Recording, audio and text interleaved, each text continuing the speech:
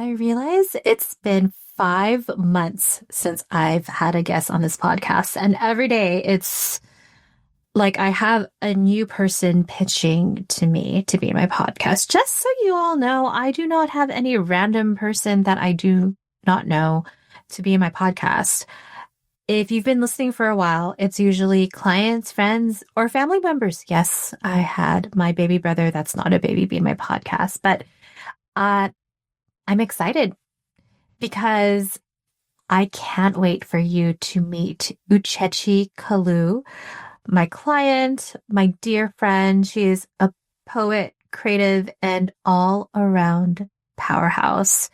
She started working with me February 28th, right after getting laid off from a merger. And now 7 months later, as of today, September 23rd, when I am recording this podcast, Uchechi's already hit 25% of her financial goal for 2026 from her business. And yes, that's next year's goal. I'm recording this in 2025. And in the short amount of time that we've worked together in the past 7 months, she's landed financial coaching contracts with 5 major literary arts organizations, coached over 700 plus people through workshops, webinars, and one-to-one sessions, and led a money and spirituality hike in LA with 13 Black and Latina women because, hello, healing and hiking go together. And before we worked together, because I can't get all the credit for her greatness, is she was a poet for the 2024 Paris Olympics. So I share this because I know this year has been tough. There's talks of layoffs, being fired. Maybe you're feeling this where you're scared something is going to happen. And these are conversations I consistently have. And I'm excited to share Uchechi's story, not just for hope, but also an example. And for you to get the steps, strategies, and mindset, just in case you are curious about wanting to start a business in this crazy year where every day looking at the news, there's fear, uncertainty, and exhaustion. And despite this year, Uchechi has been able to gain the clarity of how she wanted to create not only her business, but as well life. So grab your coffee, tea, or boba, and let's drop the beat.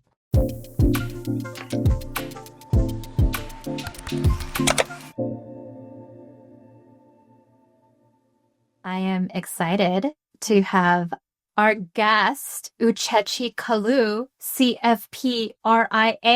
I'm just like pronouncing all these acronyms. Putting all the acronyms.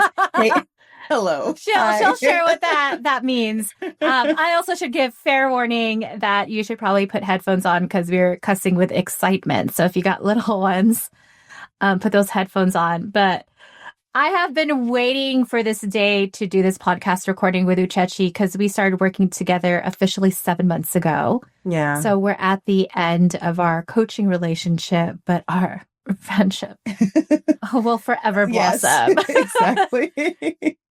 But she has been killing it. So you're a CFP, RIA. Tell us what that is. And can you walk us to tell us what that is first. Okay. So my name is Uchechi Kalu. I'm a certified financial planner, and I primarily work with women creatives and small business owners. I'm here in LA. And what a financial planner does is that we help you take all the jumbled questions that you have about your money of how can I invest? How much do I need? How much do I need to run my business and run my personal life? When can I retire? Can I buy that home? Can we have a kid? How does my money relate to all of it? We are people who know how to answer those questions from a quantitative perspective, but then also from an emotional perspective, and hopefully also then from like a spiritual perspective, so that the decisions that you're making with your money feel really aligned from a values lens. Yeah, and I know you started your own business 7 months ago. Just got the RIA today. You just posted on LinkedIn. I'll put that post in the show notes. But can you walk me back to, I was looking at the Google Calendar, end of February of this year. The moment you decided you wanted to work with a business coach, where were you at in your career and life? And how did that experience plant the seed for you being where you're at right now? Yeah. Yeah, that was a pretty pivotal moment because in February, the company I worked for was bought out. It was bought out by another fintech company. And I had only been there for 4 months. I had previously left just 4 months before that. I left another firm that was incredibly toxic for me, at least. Let me just say, for me, other people work there and they love it. It was not that experience for me. And so in this new work environment where I worked for 4 months, I had fallen in love with the work again. I felt that I really was bringing so much value as a certified financial planner. And it clarified for me even more of like, I want to serve women. Like I only want to work with women clients. I mean, I work with some men, but, I just felt really driven that I could do this work and that I could thrive in this work and that it wasn't that I didn't like it. It wasn't that it was like too challenging, but rather that I previously just had not been in the right environment. So having been in that right environment for 4 months and just thriving, like I felt like a flower that had not been watered and immediately got enough and suddenly was a forest, like it was the best 4 months of my professional life in a kind of corporate environment. And then the merger happened and then we all got laid off. It happened all in the span of a few weeks, truly. It was so shocking. And I remember sitting at home and being like, okay, well, now I know that I want to do this. I'm going to just pick myself up by my bootstraps and do it. And she and did I, it. She and did I it. did it. But still, I think I spent like a few weeks or something deliberating over like a website, you know. I didn't have any clients and I'm sitting here being like, what are the colors? Or, do you know what I mean? I am laughing because she's not there anymore. And it feels great, I'm sure. But I know continue. So tell us it about feels your website drama, girl. Tell us. right. Exactly. You'll just be, and I remember just having like a few weeks on the couch being like, ding, ding, put this here, put this there, make the website better. I gotta have a website before I start whatever. And I'm so grateful that I don't know who, but something slapped me in the back of my head and was like, girl, you have a vision, you have the drive, you have the ambition, but you need guidance. And I'm so, so grateful for the humility that I have and that I've gained um, really over the course of the year and maybe over the course of my life. But I definitely had enough humility to be like, if I don't get help, if I don't get guidance, if I don't work with someone, I am not going to go anywhere. And that was me. That is not everybody's journey. Other people have other resources, whatever.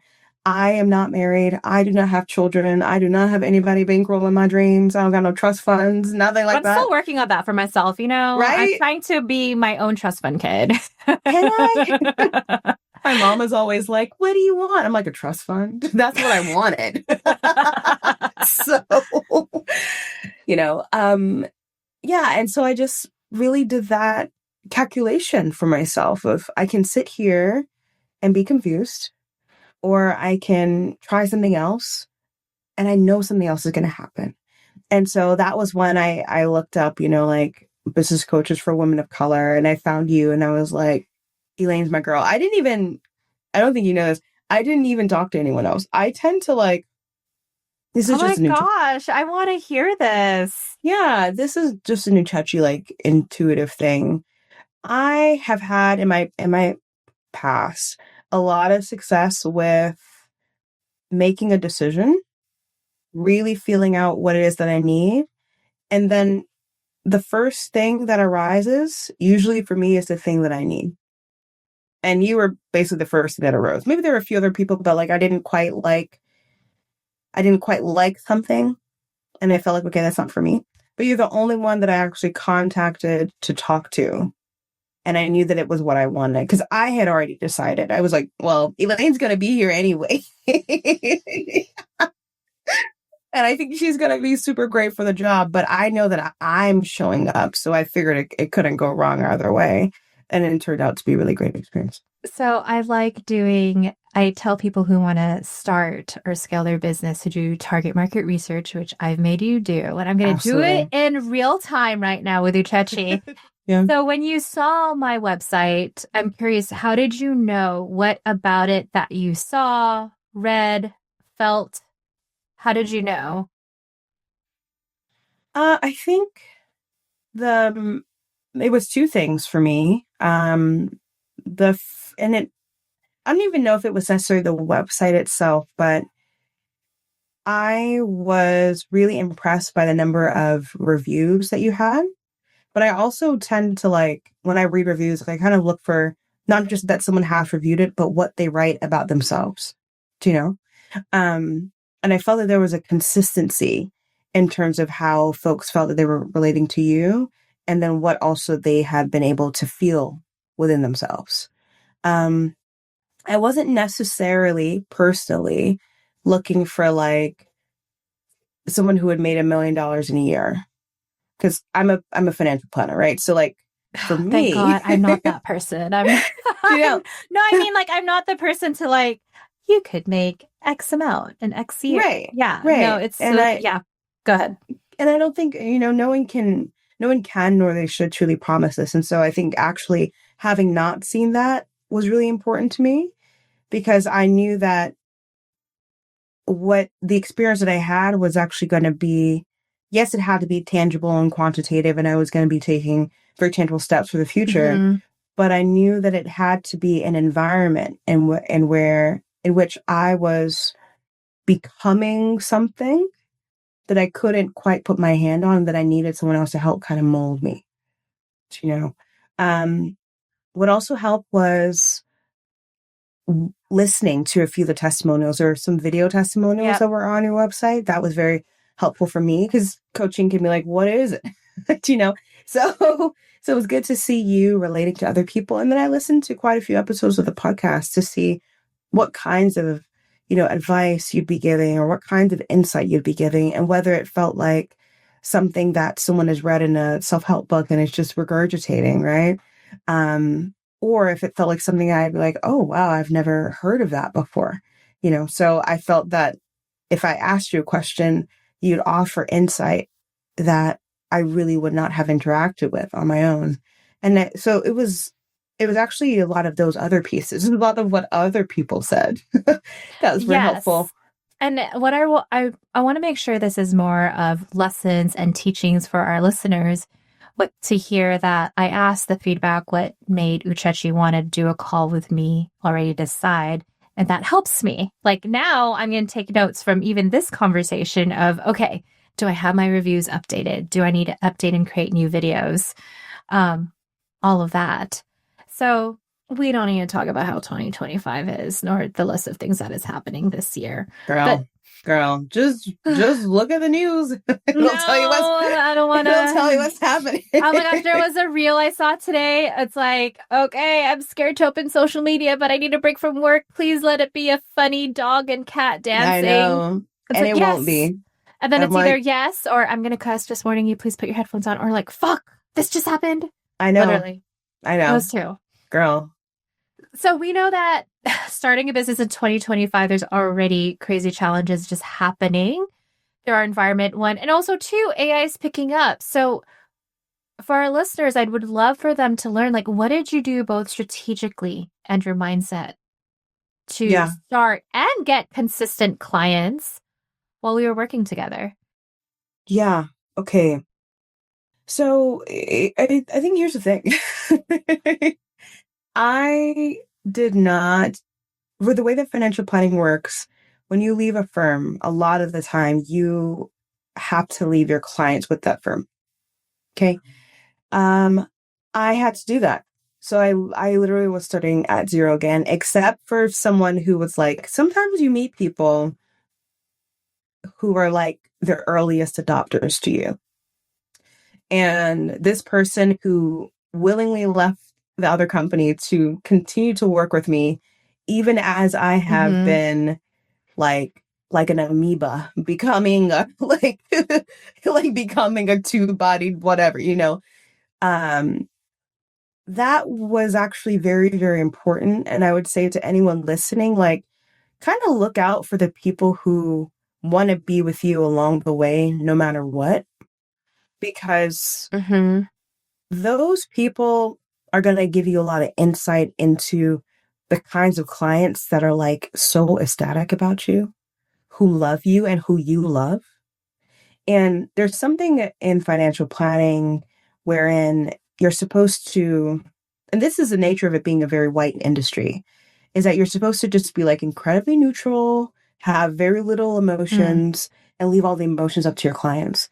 But Oh gosh, with money and people of color, yeah, we exactly, got right? all And emotions for everything, not look, just money. exactly. Yeah, not just money, right? You're really not supposed to bring yourself, you're not supposed to bring your emotions or anything. And that one client who came over, um, in the past year, she's become even a deeper, deeper friend and taught me the kind of one-on-one client that I'm now pursuing even more. Ah, So that part. yeah, so that's not the answer to your question, but that just came up for me of like those first people really key into that. Yes. And I want to add to that because, the work we did together to start, we did target market research, which I've talked about in other Yeah. podcasts of connecting with people who have been with you since the beginning. Like Yeah. you shared, be curious, ask questions, you're just collecting data. And even when I started my own business, I just wanted to be a coach, just general coach. I wasn't sure if it was, well, I didn't even know it was going to be women of color, but I started noticing, similar to you. Oh, woman of color being attracted to me. And then I had Yes. allies come where they're so sweet asking me, wait, I know you work with women of color, but do you know any But will white you work for coaches me? for Right. me? And I'm Yeah. like, I'll work with you. What's up? Yeah. Like actually, Monica has shared this, who's been in my podcast a couple of times. Like the fact that you asked, like, yes, I will work with you Yeah. because the reality is we need to work Yeah. together. And I mean, I have the same experience. But last week, where someone came to me who was like, I, I saw you do something. I know that you don't work with white women. Or rather, she said, I'm not a woman of color. I should just tell you that, and I don't know if you'd be open to working with me, but, so other people are going to show up anyway. So that, although that wasn't the main thing that I did at the time to sort of find clients in this world of AI, this is something I don't think I would have really understood the importance of noticing. And the more that I did start to notice who was excited about me and who I was excited about, then it helped me start realizing more importantly, and now I'll more directly answer your question, that I could build a business that I was excited about. I could build a business of people that I was excited to meet. And so the first thing that I did that happened to be maybe a single best decision that was a catalyst for other decisions was that I was at a writing conference because I'm a poet. Oh wait, who have you done poetry with? Go ahead. Go ahead, I've share it. performed for the Olympics, the 2024 Paris Olympics. What's Yeah. up? I know, y'all. We had got a celebrity. As If you yes, want an a autograph, celebrity wordsmith. What's up? celebrity wordsmith and money, so not just the words. Yes, yes, and Anyways, that go drop some bars on what you're about to share next. girl. I was at a writing conference that happened to be in Los Angeles. It's one of the biggest ones. And it travels every year. It happened to be in LA this year. So very serendipitous. Otherwise I wouldn't have been there. And I was going to be there anyway. And I thought, well, why don't I just go around and start pitching them as like, Yep. hey, I'm a poet, but also I'm a financial planner. No, there's literally nobody else in this space, in this physical room. This part, she Yes. found a niche because how many people, sorry, I'm like kind of making No, things funny. go. Yeah, but it's like, I'm your Wall Street girly, BFF. Like when I think of financial planners, and mind you, they're not certified on Yeah. Instagram, you kind of see the same thing. And what I've appreciated about how you've grown your business, you've done it your own way. You've done it Yes. through your Yeah. passion with arts and poetry. You found this niche because unfortunately, people have this judgment that creatives and artists don't make money. Why would I focus there? Yeah. We're in a, actually, it's really, well, it's a yes and a no. I think this curiosity that you're bringing up. I've had to become much, much more curious and to check myself of like, okay, where am I saying, where am I like placing a narrative on this thing? And where could I just be open to whatever scenario, you know? And so I went to this conference. I started pitching myself as a financial planner who was also a poet and who could talk about money and who could talk about money from the perspective of the of the people that these organizations were serving. And that, hey, like nobody is ever coming and talking to artists about money because of these preconceived notions. And yet a lot of program managers from large literary arts organizations actually want to provide reasonable and important programming. And in the age of AI, where a lot of writers' jobs are being taken, so money is at threat, in the age of Trump and tariffs and all this stuff, people are talking about money even more so. There's a lot of fear, there's a lot of anxiety. And so just from that conference that I went to, I got 2 contracts from Yeah, there. she did. Yeah. One of them is still ongoing, and I keep on getting new work from them to do like webinars and that's been really incredible. And from the audience that showed up from there, some of those folks have now become clients. Um, and then it just kind of like built out from 1 to 2 to 3, and a lot of it was then kind of like word of mouth. So someone sees me here and realizes that I'm doing talks for artists consistently and I'm talking about things that people are engaged with. And that has that process kind of built it out. But it really was in person in a lot of things. Yeah. It was like I had coffees with people, I had calls with people, but I also, and I will say this, that was really important and continues to be important, is that I really followed up with people. If I didn't hear back once, Yes, girl, follow up is queen. I think it's, people forget it is queen. yeah. And you'd be surprised. Like, I got an email back from someone today that I sent months ago. And they're like, oh yeah, like, let's do this. So you really never know, but you have to be persistent. And I just found that going in person, talking to people, and just pitching my services, of course, of of the whole conference, 2 people said yes. How many people said no? So many people. Like, it doesn't matter. Hmm. But the ones that said yes have been paying my bills for this year. So it's been at least some of them. They're not paying all my bills. I'm not a millionaire. But Yet. that's what happened for me. I know you talked about the strategically being curious, connecting with people. There's also the mindset piece, as you know. Yeah. And so often I hear from people, but I don't think I'm ready yet. And sometimes perfectionism also comes into play. You're talking about the website. I mean, you were still in the journey of working on your website up to even 7 months with me. You're like, girl, I need I help. know. I like sent her a video 2 weeks ago giving feedback on editing her website as she's continuing to break all this money. But yeah, I mean, you introduced yourself as a poet that does financial planning, but how did you also overcome the mindset to even like own it? So I mentioned a little bit at the top about like humility and how humility led me to this process of asking for help. I think the process of humility also helped me walk away from iterations and ideas that didn't actually serve the larger aims of my life in this process. And so when I started, I actually wasn't sure that I wanted to go back into investment management, but I did know that I love financial planning and that I wanted to access more people.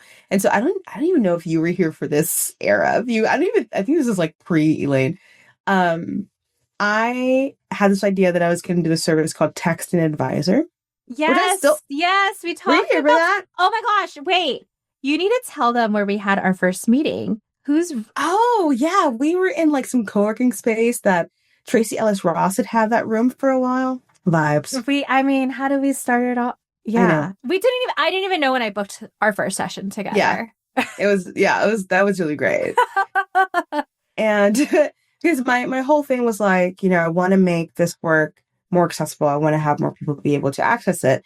And then I realized like, well, how many people would I have to have on this platform to pay my bills? And I'm only one woman, and I personally don't have this vision, this dream of having this huge business where eventually I'm just a manager and other people are practitioners, right? So when I thought about this long-term vision of my life, I thought, well, actually, I really like this idea and concept, and like maybe someone else is going to take it and fucking blast it out the park. But for me and where I am right now, I have enough humility to say I can walk away from something that I said that I wanted to do now that I have more information. The next phase was that I was like, okay, well, let me do coaching. I'm not going to do exit management. I'm going to do coaching, and I want to see if I could have it at a lower price point and have folks come in that way. And what I found was that yes, you could sell financial planning or financial coaching at a lower price point, but because of the structural issues that were emerging in those clients' lives, they weren't able to see the value of the ongoing nature of this work, the accountability that's needed to really implement what we're doing.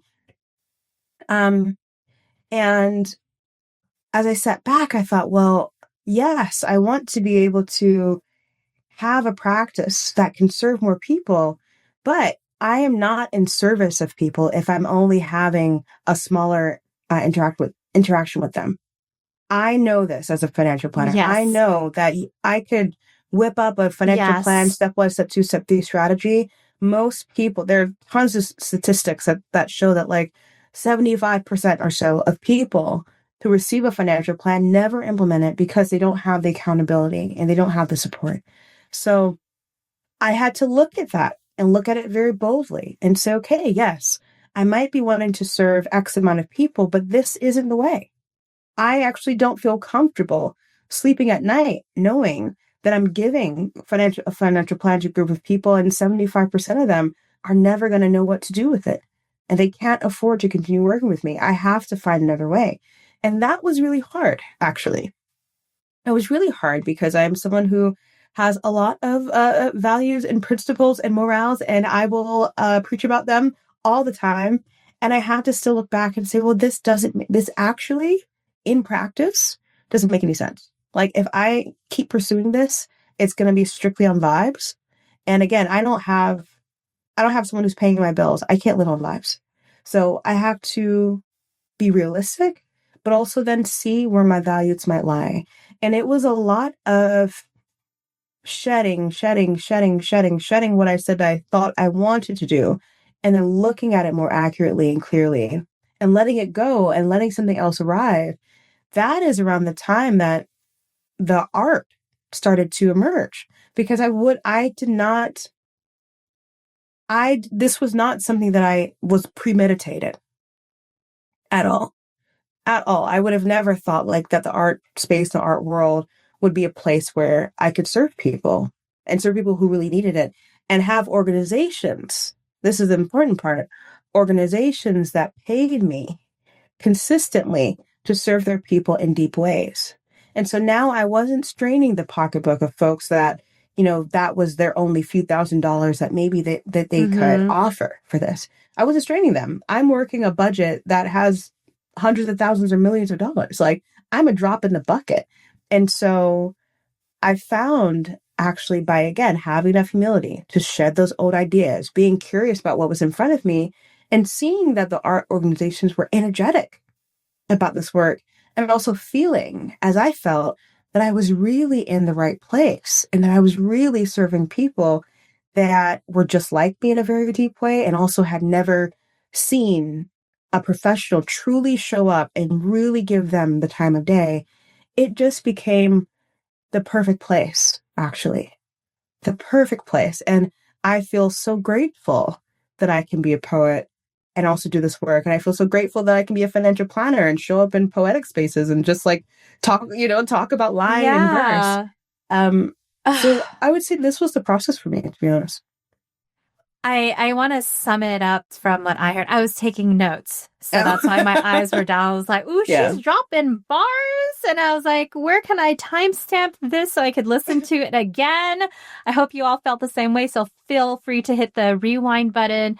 But I loved how you started off with like understanding what are your bigger picture life goals. You and Yes. I also have talked about embracing enough, especially in a capitalistic world, right? Yes. You came from that framework of, okay, this is how financial planning is. I've shared with you that I've also had a financial planner, but what I didn't like was the very few touch points I had, which Yeah. I've shared with, I wish there Yeah. was more. Yeah. But it's interesting. I went through it similarly with coaching because you see how everyone else colleagues are doing it or competitors, air quotes, and like, oh, I guess I need to do it that way. But what you were sharing is you realize, wait, let me listen to what my people want. And as you know, I just changed my services before you signed on to work with me because before it was monthly one-to-ones, but I had to hear because I work with people of color. Oh no, they need more individualized touch points. Like I need Yeah. to put 2 calls a month. And I had to own, you know what? I'm working with a limited number of clients. So I appreciate that one. And two, what I want our listeners to hear is that she tested. Yes. Yes. Like unafraid, unattached to something having to work to like, let me test it. But what I really appreciate throughout the 7 months we've worked together, Uchechi, and I've shared this with you in so many coaching calls, it's not just the go-getter attitude to do it. You've always provided so much spaciousness to reflect and ask yourself those hard questions. Does this align? Does this not? Like, let Yeah. me go back to my values. Anything think, else you want to add to that? yeah, I mean, I think it helps. I'm a meditator. I started yoga really young. So I think these things lend to the way that my mind works. Um, but also, I, I'm actually kind of emotional to think about it. I really was coming from a emotionally very dark place. Not in the job where there was a merger and the layoff, but from the previous company. It felt, yeah, it was a very, very, very dark experience for a very long time. And so as I was emerging from that, and in some ways I still think I am, like when I think about that space that I was in, it was really not the right fit for me. And there is a part of me in my immigrant Nigerian tenacity wherein even if something doesn't feel right, I will fight. I will make my way through it. I'll crawl, I'll jump, I'll hop, whatever it takes to succeed. And I saw how that had wore me down so much and how there was no reward in that. And so on this end of the process, I think it became really, really important for me to recognize what actually did fulfill me, what actually did make me happy, and to believe that I could find this long-term success that I wanted in that. And so this is a part of why when I was interacting with things and I just got a deep intuitive sense that it was not going to be aligned with my true aims, I felt free to let it go. It was like there's can't be worse than where I was coming from, you know. So that's, a little bit more context, I think, for what was in the back of my mind. I appreciate you sharing that because one of the exercises I do with clients is when they're starting a business or even changing industries is actually the reflecting from the past. I think we forget to revisit it. Like, okay, what can we learn from this? What do we not want repeated? Yeah. Because that's why I tell you all the time, like, oh my gosh, you are a million light years ahead of me from even my first 7 months in business. Girl. And I say that because I was just pushing. You were talking about the fighting analogy. Like I just kept pushing. No, we're going to get this done. But then I started to create a business that was similar to toxic work environments I was in Yeah. before. Yeah. not the recent one. I had my dream job. Shout out to working at Pasadena City College Foundation. But like prior to that, like I was like, oh shit, I just created this monster. So I appreciate you sharing the wait, let me reflect on the past and Yes. ask myself what's fulfilled me. I shared earlier, 2025 is insane. So many Yes. layoffs. You've also been in Girl. office hours with other clients where Oh, yes. unfortunately, people are also kind of having that intuitive hit, like I might be let go or fired, and it has happened. So, with someone like that going through a pivotal moment in their life and career, and perhaps wants to start a business, what advice do you have for them? Because I know you're still also learning and healing and growing from the past situation too. Advice I would have for someone who wanted to start a business. Oh my God. I was like, girl, you better keep that job with that health insurance.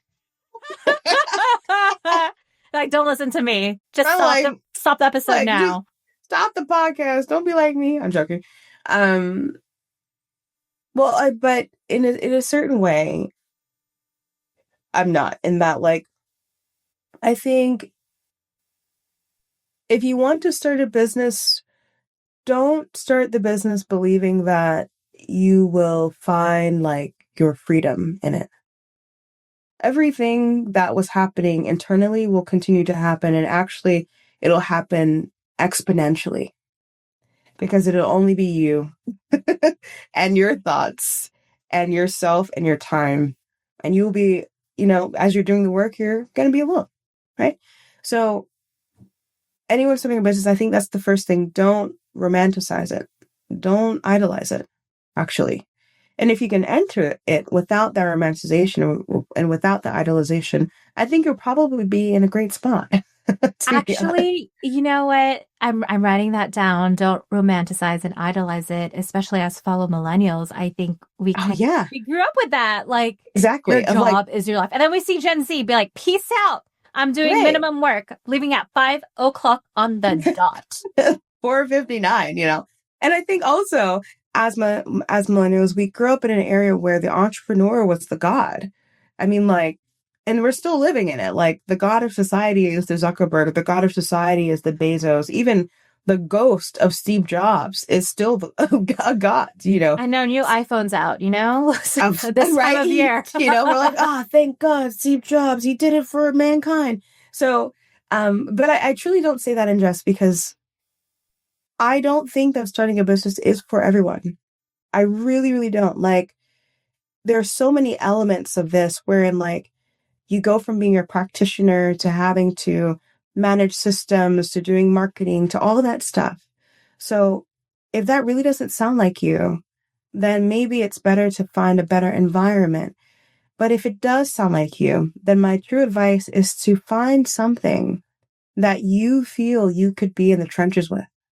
I feel that I could be in the trenches with financial planning because it does mean enough to me. And it's not just for fun, and it's not just for vibes, and it's not for clicks, and it's not for how someone else will see me. In fact, if it was for that, I wouldn't be doing this work at all. I would just be an artist. Okay. That's not why I'm doing it. I actually believe in this work. And so even in the hard times, I have the vision and I can keep it.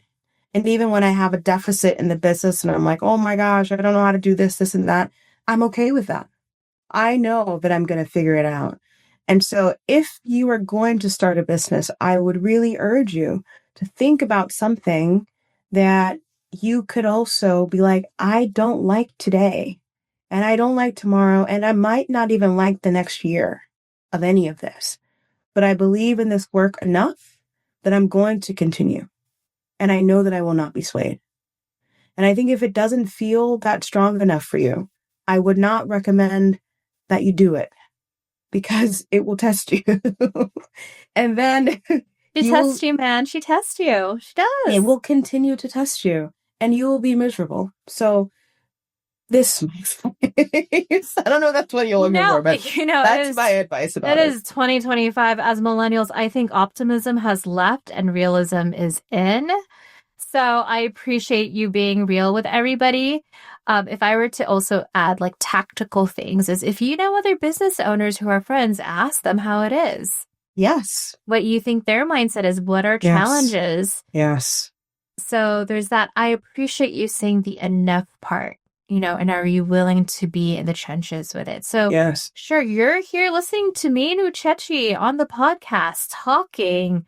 But what you don't see is probably sometimes frustrations of looking at a spreadsheet of being like, oh, I'm not going to hit my numbers this month, but you know what? I did good the other 2 months. And I think, yeah. If you can't be that kind of hype man for yourself, this is not going to be the right life for you. No, I'm being for real. Like, this is so, I think I'm made for this in a strange way. You know what? I was like, what trauma you got? I'm just kidding. Right? Don't share that. Exactly. No, I'm serious. I was like, it is I am literally made for this because of my trauma. Thank you, therapist. Thank yes, you. like I think I am made for this and it's silly. But I don't think everybody's made for that. But I also know, just to counter this, because we do live in the age where in the entrepreneurs of God, I'm not saying this from any kind of pedestal. I know that there's other kind of like work in businesses that I am actually not made for at all. And right, so you kind of just start understanding your strengths. But to add to more of it, I think so much of the American mindset is the mindset of like you are meant to do it alone. You're meant to pull yourself by your bootstraps. Like if you don't know what's going on, then it's your fault. If you're going to start a business, I need you to immediately dispel that. All of the business that you want is in collaboration with at least another person who's even going to buy your services. And that person does not exist in your head. They are outside. They're in the world. And so a business, it is a collaborative process. It's a fully collaborative process. And I think if you are willing to be in collaboration with others, then you have a fighting chance for sure. But if you're just putting all this pressure on yourself, then like, how could you get anywhere? How would anyone even know where your business is? So fascinating when people go, what? How can I build this business without talking to each other? I'm like, you can't. You can't. And let's say even you have a business where you do get products and services based off of social media, you are also still gathering data and connecting with people that way. So just want to remind you all that. And even what I enjoy, I mean, I'm not going to go into specifics, but when Uchechi shares like a problem or issue that arises, I'm like, okay, what system do we need to fix and update? We were just doing this in Voxer yesterday. You're frustrated about something. I was like, okay, girl, this gives us enough data to like start editing some stuff. Yes. So it's even being open to what do I need to fix and edit. And even me being 8 years into business, I can't control what happens politically, oh my gosh, external variables. But if I notice that, hey, my clients need more individualized time with me, what does that mean? How do I need to update my services? Do I need to give other options? Yeah, it's sometimes people are like, no, let's do one and done. This is the framework you can't. Times are going to change. And I have to be honest with you, like when I kind of was looking out there and seeing how people were working, and also knowing what I needed at the time, had your services been once a month, I would have been like, well, I'm not going to do it, at least with you, because I knew that I needed a lot more touch points. I knew that I was starting off, but again, in this like very formless amoeba-like form. And so much. Should I change my messaging to I work with amoebas? I work with amoebas. Yeah. No, don't listen to the wordsmiths. Like we're just making stuff up. But oh yeah, she went to Princeton, so she's like an Ivy Leaguer with these big words. Anyways, continue. You wouldn't have worked with me after just knowing nothing. Yeah, but I knew that. Not specifically to you. I knew that with the feedback. I also had to be very honest with myself, even with clients about to leave. I'm like, I don't think I'm serving them the way they should be served. And going back to you, what's my values? I was like, I really want to care and nurture my clients. I remember when I sent you my first email to you and you responded back. You're like, girl, I cried. You actually cared about knowing how to pronounce my name, because I was you too. Because how do I pronounce this? I think I remember you doing a pretty good job. And here's the thing is like, I think what makes working with you so special and impactful is the amount of access, to be honest. And it reminded me, even in my own work, very often some planners will have like a certain number of meetings that one can have Mm-hmm. with a client or certain ways of interacting. And it actually freed me to not put my clients in these boxes of like, you can only talk to me at these times in these ways. And I have clear boundaries. It's not like they're calling me in the middle of the night. No, but in this age of, you're asking about AI and technology where we're behind so many screens, having someone who's like, hey, here's my number. I remember you called me even before I was a client. You were like, oh, there's this event. And you called me and invited me to Oh it. Like yeah, I was that. like, you have to come to this because it Right. was Black History Month, and my other client, Sheila, Yeah, was doing a talk. I was like, oh, she needs to come. exactly. Do you know, like that, that kind of stuff is so meaningful and I think so underrated. And I think you demonstrated so incredibly well. And it was a very good model for me to demonstrate it. And so when my clients are working with me, one of them, and when I talk, I've actually asked one of my long time client, like, why? Like, why does she really love working with me? And one of the things that she always mentioned, and we were talking about just a few days ago, was like how I relate to her and how easy it is to access me and talk with me. And like if she's running late, I'm not like, well, there's the 48-hour policy. Stuff like that where you're like, okay, this is a person who has a life. I'm a person who has a life. Like, I guess my policy is always like, I want to give my clients the grace and like reliability and responsiveness that I would want them to give to me. And I think you're really great at that. Oh, well, Yeah. that leads to my next question, which Yeah. is, what are results and what have you enjoyed about working with me? Oh, yes. So the access was actually very important. Um, and also, I mean, you're just such an amazing person, such a fun person, a genuine person. So that was also very fun.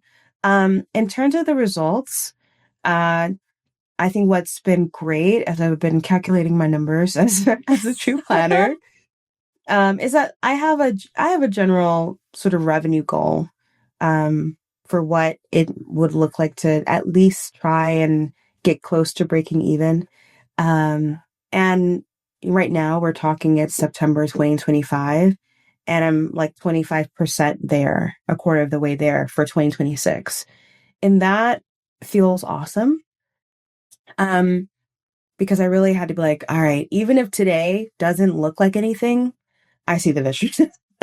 And that was amazing because I feel like one of my first questions for you was like, how do I even like get client? I didn't even girl, I didn't know what I was doing. So that I think was really, really, really amazing. I think another thing that was really incredible for me working with you was that you opened my eyes to a different way of doing business. Right. And Oh, what do you so mean by for that?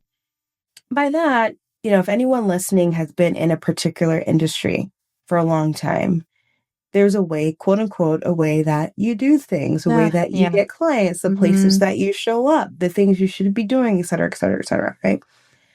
I found it incredibly valuable that you are not in the same industry as me. So when you'd be like, oh, go to this like government procurement like workshop.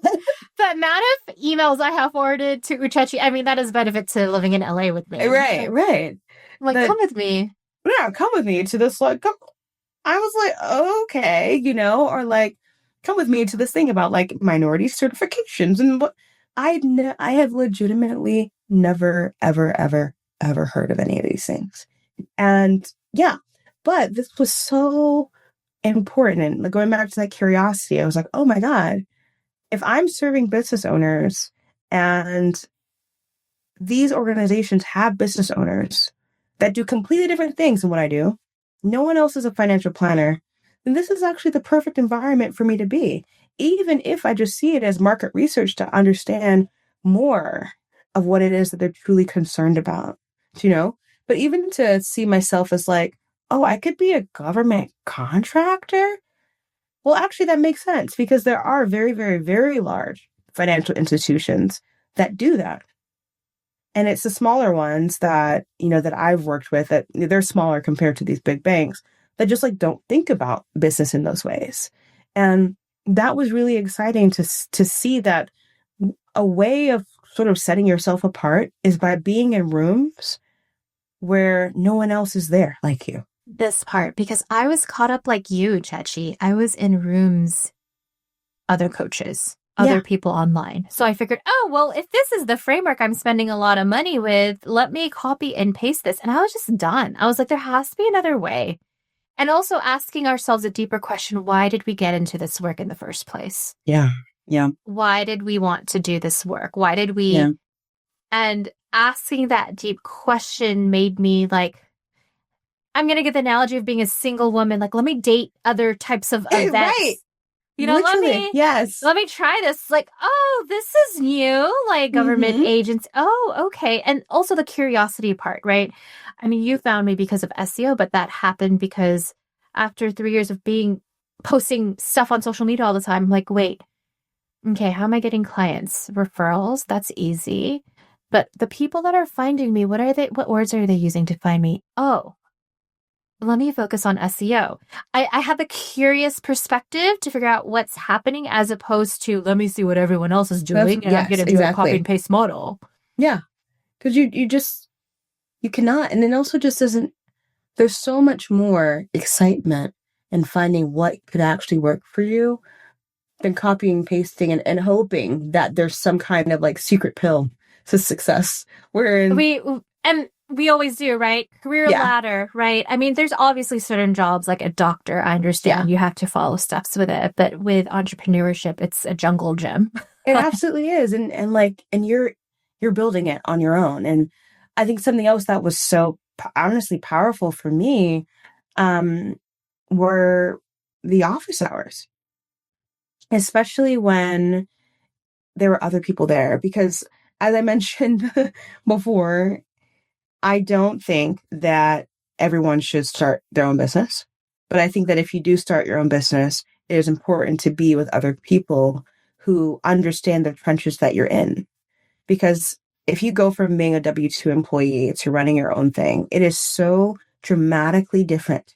Every single part of it is dramatically different that even when you are experiencing something that's absolutely normal as an entrepreneur, you're going to feel like you're failing. You're going to feel like this is only you. You're going to feel like it's just your problem.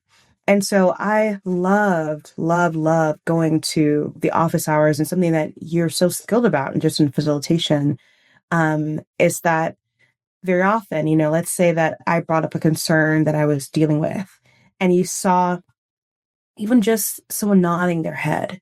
You didn't center yourself. You'd be like, oh, so-and-so, I see you nodding. What would you like to say? And so very often you felt that it was not you, Elaine, but rather the group, the aggregate that was feeding into each other. And this is so powerful because we have so much collective knowledge. And I think in that decentralizing of yourself and actually propping up the members of the group, even for some, we've been able to build like friendships and relationships that were outside of you. But that particular spirit of being so supported in a group of women and getting just this beautiful, beautiful knowledge and wealth of experience that's coming from, in some cases, not just around the country, but around the world, I think is kind of irreplaceable. And there are many moments where I'm like, we were on the call, like, I think last week or I week know before. What you're about to say. It just feels like church. Like, I feel like, and I don't go to church. I don't go to church no more. I did that. I promise I don't think I'm God or Jesus. Okay. No. I'm not that type of coach. I'm like, I'm a Southerner. I've been to a lot of churches, not like that. But there is something about, if you've ever been to like a Black church service in particular, where they talk about you feel the spirit. You feel, you feel, but I say that so seriously because a spirit can only emerge when a group of people have come together to create something themselves that's bigger than themselves. And that's often how I feel like when it's a large group of folks in that, in the office hours, is like, I feel like we're creating something that's bigger than ourselves, but that's really feeding our souls. And this can only happen in community. Yeah. I reflect on like, okay, what have I learned from past situations to even fix that? Because I was also in rooms of other coaches, right? We want to be with our same people because we think, but then I didn't like how they were doing it. I didn't Yeah. like how, oh, you're like the celebrity and I'm a minion that should be so grateful to be in your Yeah. presence. Yeah. Yeah. Oh, I have 5 minutes to share the question I have. That's all I got. Like, Yeah. and I appreciate you giving me that feedback because how I like doing starting office hours or even talks, I always say, I'm not the only expert here. We all Yeah. have different lived experiences. So I'll pull in different experts. Um, if anyone was kind of teetering, should I work with Elaine or not? What would you share with them? I say, hell yeah. I'm like, is there anything else to say? Um, teetering about whether they should work with you. I think that your power as, how do I even describe this? Do I think everyone should work with you? Actually, no. If you're generally unsure about whether Elaine is a good fit or not, or if you're ready or not, then just don't do it. Actually, don't do it. It's better to maybe have some other experiences. It's better to have more time. It's better maybe even to sit longer on your couch and create the website or recreate the website, right? So that when you do arrive at this experience, that you are ready to utilize Elaine for her wealth of experiences, wealth of resources. Like, I wouldn't want you to arrive here and just expect her to pave the path for you because it's not actually what happens. It's like, I think you have to have the fire to want it, and Elaine will meet you exactly there. Oh, I Um, want to compliment you though. yeah, I knew you were gonna fucking kill it these 7 months because you did thank have you. that fire. Thank you. Yes, this the Niger girl in me now. So You fighter, you fighter.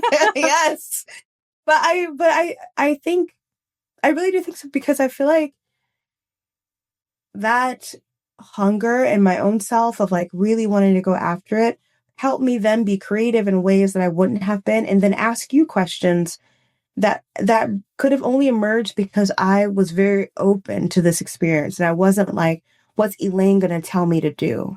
But rather that, I, you mm, know, yeah, I appreciate you, girl, saying that. I think so often people think it's like, okay, you're going to tell me what to do. But I have to write even people when I meet them for the first time. It's like, I will guide you, yes, give you frameworks, powerful questions to think and reflect on. But it's up to you to like do that inner work of like, is this aligned to me or not? As you gather the data from people or even yes. update my message. Like, for example, I'm la Uchechi shared earlier that she was a poet for the Paris Olympics. So I remember she shared that one time in one of our coaching calls. I was like, Uchechi, why is Oh, this yes. not on your website or everywhere? Right. You need to say that over and over again. And so I invited Uchechi to an event. It was a certified minority owned business event. She introed herself that way. She's like, oh, yeah. And I'm a poet. I was a poet for the 2024 Paris Olympics. Do you know how many people dropped their jaws? I know. I mean, They're and like, I was like, Uchechi, like, that's what why you did got to you start have with. this? I know. I didn't.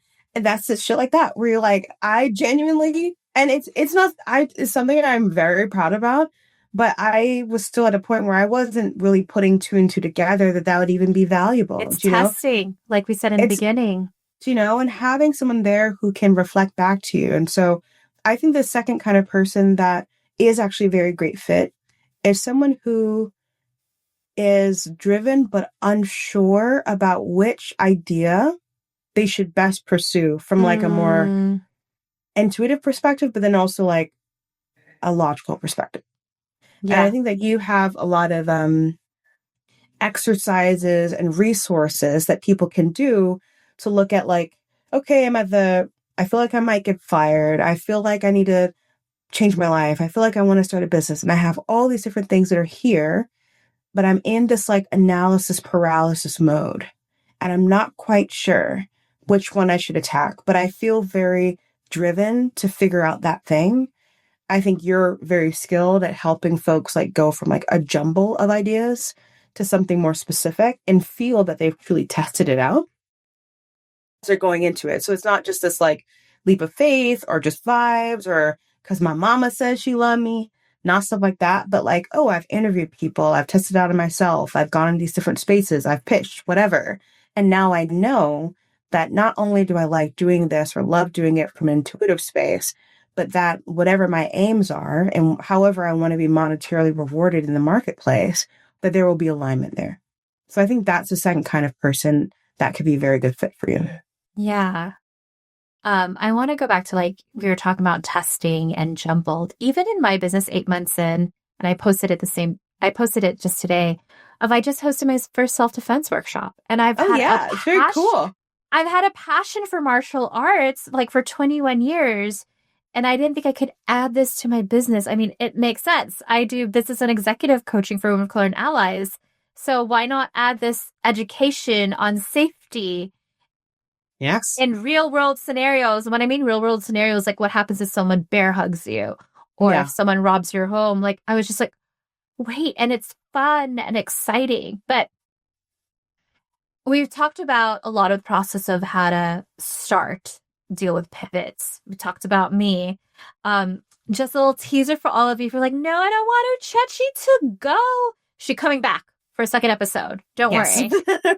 Because I really do love Uchechi's framework and talking about money in the way she does. So I would love for you to tease our audience a little bit about the work you do, how you could help people.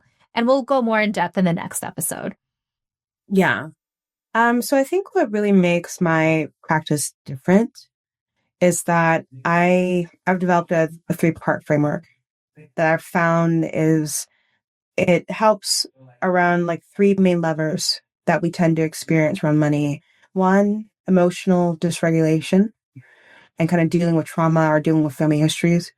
2, just being a bit confused about how to manage all the numbers, all the moving numbers that are quite complicated in our lives. And then 3, the need for ongoing support in order to actually implement it. So this wheel, I just call it like the AAA method for money and investing. And that first phase is called awareness. The second phase is called analysis. And the third phase is called accountability.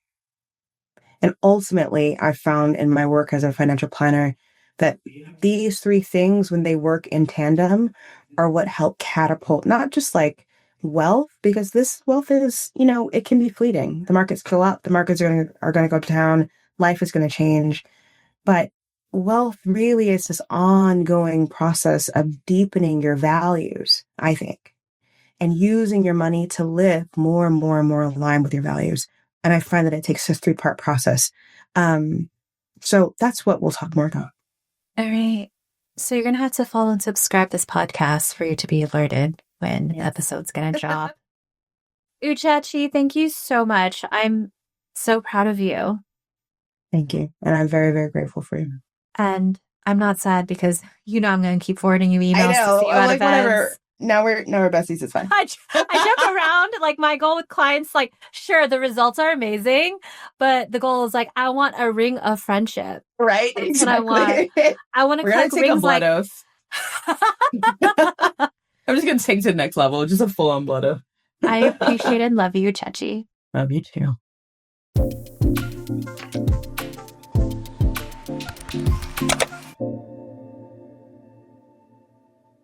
If this conversation resonated with you, because it did for me, I was taking notes in my journal. This is why I love coaching, because it's not just my clients learning from me, it's me learning from them. I really meant it in the interview where when I am even with my clients, I share with them, I'm not the only expert here. There is wisdom in you, in your past experiences, and it is only you that will know how to trust and acknowledge your voice and what's important for you moving forward.